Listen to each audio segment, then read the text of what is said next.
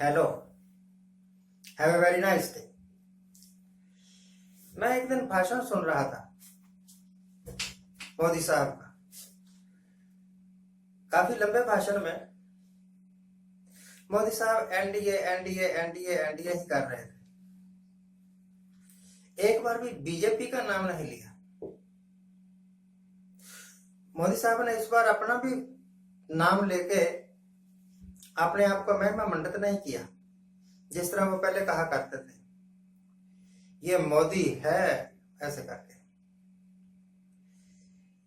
देखो, कमाल की बात है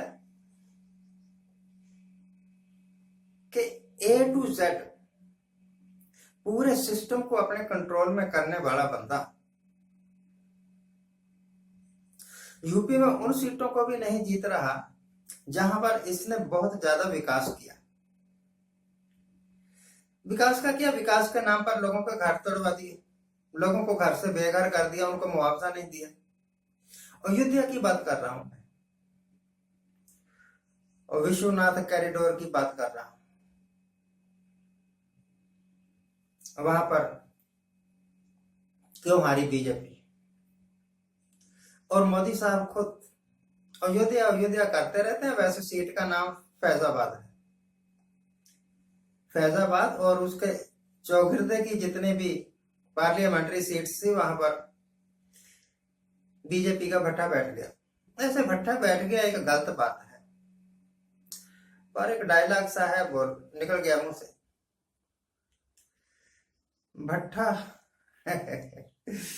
वैसे भट्टा बैठा ही हुआ है। तो वो मोदी जो आज से 6 महीने पहले ही कहना शुरू कर गया था कि इस बार 400 पार, इस बार 400 पार, वो इतना कमजोर कैसे हो गया कि उसको अपनी सरकार बनाने के लिए 2 बैसाखियों की जरूरत पड़ गई।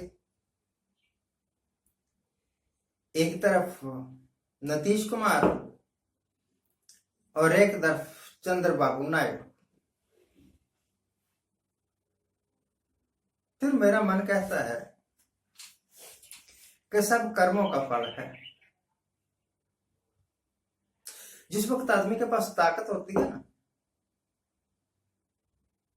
देखा कि किसी के पीछे ईडी लगा के, इनकम टैक्स वाले लगा के, उनको डरा के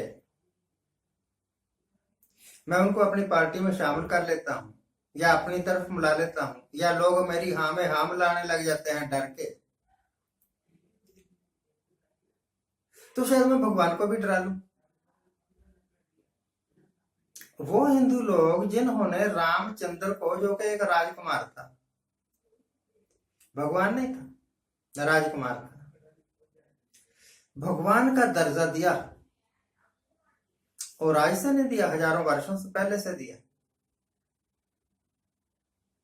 और जो राजा है वो क्रूर तो होगा। जो राजा है, अब मोदी साहब ने भी अपनी क्रूरता दिखाई थी मणिपुर में, कई जगह दिखाई, गुजरात में भी दिखाई अपनी क्रूरता, और दिल्ली में किसानों को कैसे पीटा था इन्होंने। तो जो राजा है वो क्रूर तो होगा। रामचंद्र भी क्रूर था। रामचंद्र ने भी किसी के कानों में, शंभुक था शायद उनका नाम, कानों में सिक्का डाल दिया था, ढाल के सिक्का और कान में डाल दिया। उसका कसूर यह था कि उसने मंत्र सुन लिए थे, वेद मंत्र सुन लिए थे। आजकल पाकिस्तान में उन लोगों को पीट पीट के मार देते हैं या उनको फांसी लगवा देते हैं। पाकिस्तान का कानून बड़ा सख्त है। जो उनके क्या कहते हैं, ईश निंदा करता है, ईश निंदा यानी उनके पैगंबर के बारे में कुछ कहा और उन्होंने, और जहां हमारे हिंदुस्तान में हमारे हिंदू भाई बड़े खुश होते हैं अगर उनके भगवानों की बेइज्जती की जाए। मैं देखता हूं बाजार में कोई हनुमान का भेष धार के चला हुआ है और मांग रहा है 1 रुपया दे दो, 2 रुपया दे दो। कोई शिव जी का भेष धार के चला हुआ, अरे आपके देवते हैं, आपके भगवान हैं, आप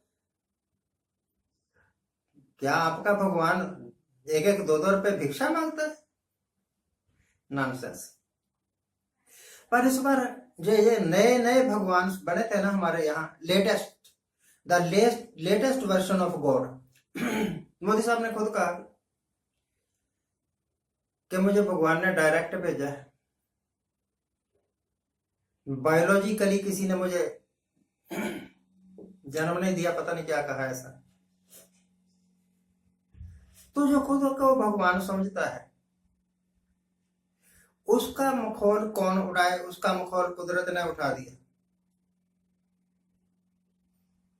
अब मोदी साहब चाहे प्रधानमंत्री बन गए, वो अपने आप को समझे प्रधानमंत्री, मैं नहीं समझ सकता कि वो प्रधानमंत्री है। जब दिल करेगा नीतीश कुमार पलटी मार जाए, जब दिल करेगा चंद्रबाबू नायडू पलटी मार जाएगा, और तो छोटे छोटे जो एक एक सीट लेकर ही जीत कर आए हैं, हम पार्टी एक ही सीट है,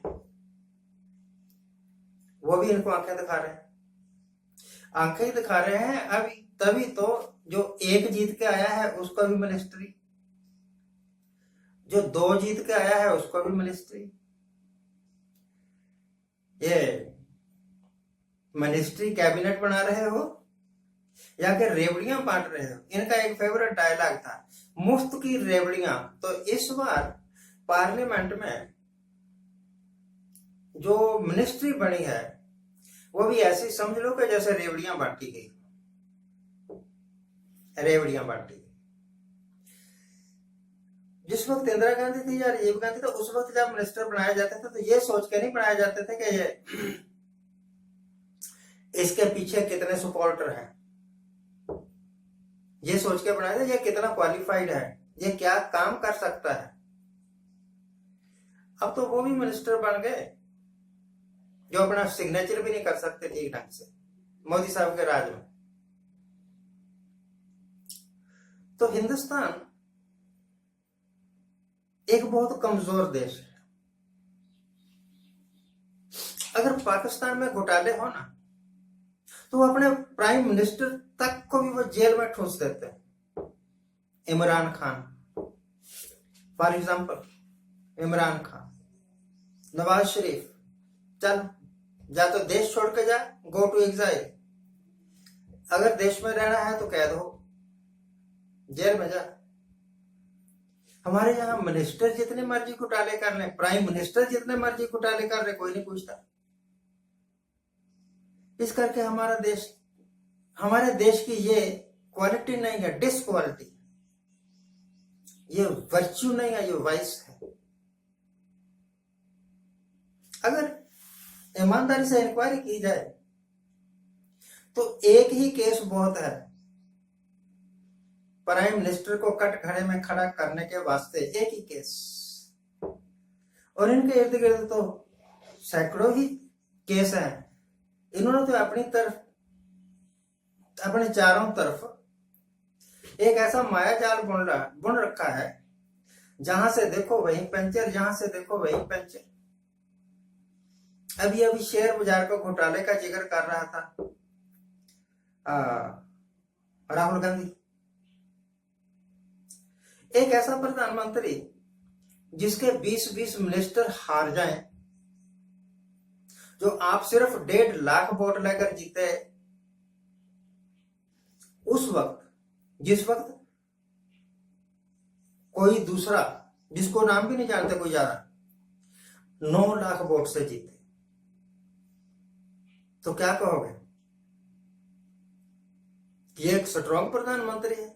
नहीं, 1.5 लाख से जीतने वाला हारा हुआ समझो, उसके मुकाबले में जो 9 लाख वोट से जीता है तो एक कमजोर प्रधानमंत्री। चाहे उसकी वोटों की तरफ देख लो, चाहे उसकी मिनिस्ट्री की तरफ देख लो, हिंदुस्तान का कितना भला कर पाएगा आप खुद इमेजिन करिए। Thank you very much for watching, keep watching, please subscribe my channel.